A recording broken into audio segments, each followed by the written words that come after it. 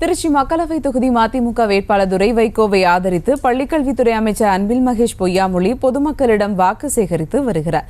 இதுகுறித்த கூடுதல் விவரங்களோடு இணைகிறார் செய்தியாளர் கதிரவன். வணக்கம் கதிரவன், விவரங்கள். வணக்கம் சுபா. திருச்சி பாராளுமன்ற தொகுதி திமுக கூட்டணி மதிமுக வேட்பாளர் துரை வைகோ திருச்சி பாராளுமன்ற தொகுதிக்கு உட்பட்ட பல்வேறு இடங்களில் பொதுமக்களிடம் தீப்பெட்டி சின்னத்தில் வாக்கு கேட்டு தீவிர பிரச்சாரத்தில் ஈடுபட்டு வருகிறார்.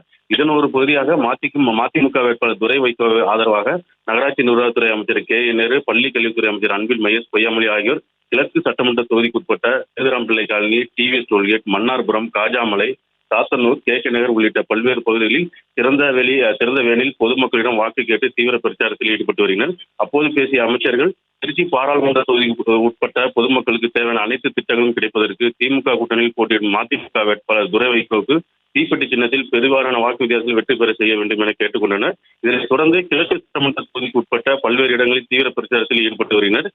இந்த பிரச்சாரத்தின் போது திமுக, மதிமுக உள்ளிட்ட கூட்டணி கட்சியை சேர்ந்த நிர்வாகிகள், தொண்டர்கள் பலர் கலந்து கொண்டு பொதுமக்களிடம் வாக்கு சேகரித்து வருகின்றனர். விவரங்களுக்கு நன்றி கதிரவன். செய்திகளை உடனுக்குடனும் துல்லியமாகவும் தெரிந்து கொள்ள சப்ஸ்கிரைப் பண்ணுங்க.